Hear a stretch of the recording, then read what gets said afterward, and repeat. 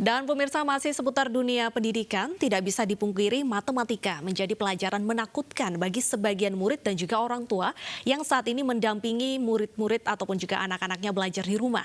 Namun kini belajar matematika bisa menjadi mudah dan menyenangkan dengan metode yang coba dikenalkan oleh Pak Ridwan yang kini rutin menemani siswa SD belajar matematika di rumah.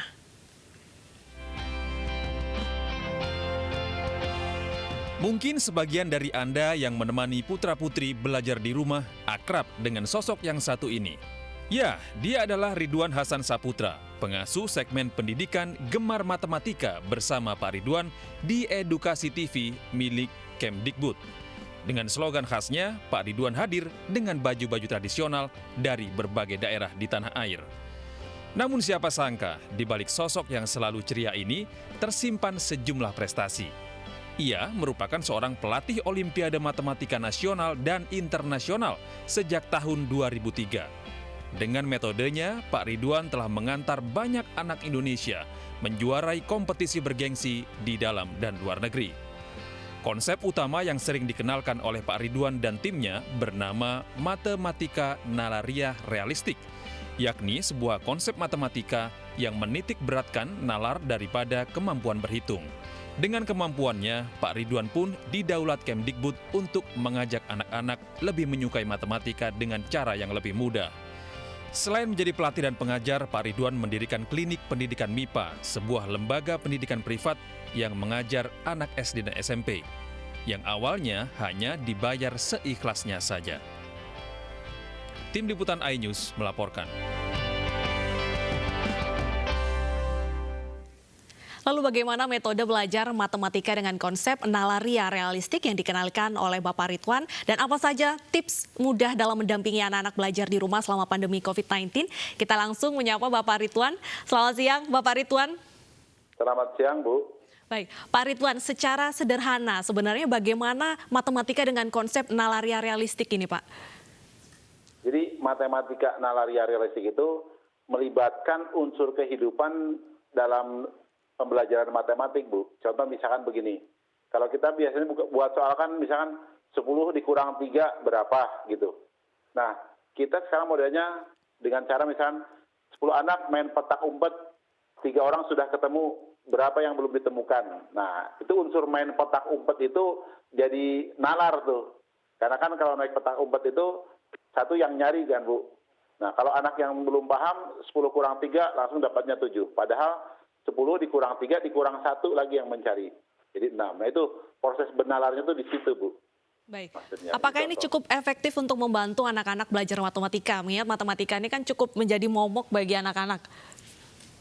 Menurut saya dari pengalaman saya mengajar sangat efektif karena apa? Melibatkan matematika dalam kehidupan sehari-hari. Selama ini mungkin kita melihat matematika itu jauh dalam kehidupan sehingga anak itu merasa malas gitu loh. Nah, kalau misalnya kita buat kehidupan sehari, misalkan mereka belanja apa, misalkan harganya sekian, nah itu disesuaikan dengan daerahnya masing-masing. Kalau yang misalkan di pedalaman, di desa-desa, contoh kehidupan mungkin mereka bermain layangan, bermain bola, dan lain-lain. Kalau di kota, contohnya lain-lain sesuai dengan mungkin kebiasaan mereka. Yang penting adalah libatkan matematika itu dalam kegiatan kehidupan sehari-hari atau kehidupan sehari-hari dimasukkan ke dalam ibaratnya matematika sehingga anak-anak merasa terlibat begitu, Bu.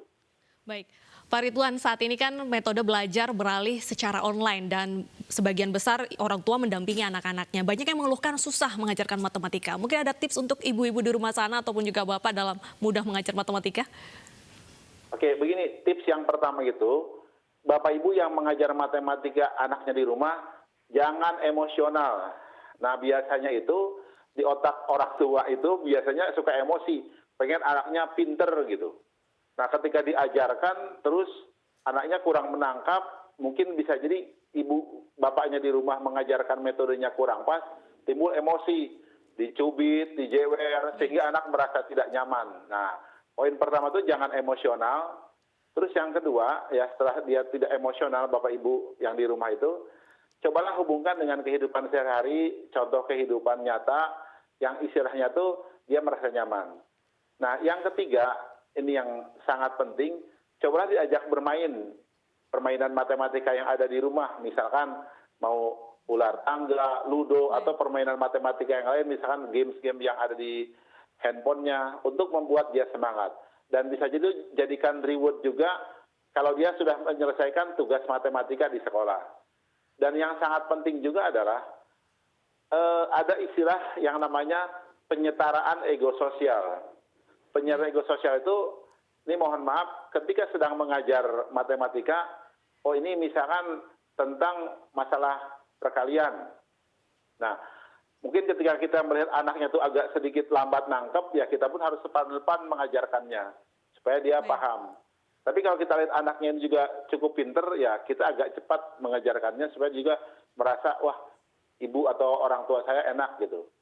Nah, kalau misalkan juga itu cukup bingung, misalkan karena Bapak Ibu tidak bisa mengajarkan, mungkin coba diskusikan dengan gurunya, Pak, Bu, cara mengajar ini bagaimana ya, supaya anak saya bisa lebih mudah. Bisa nanya ke gurunya juga.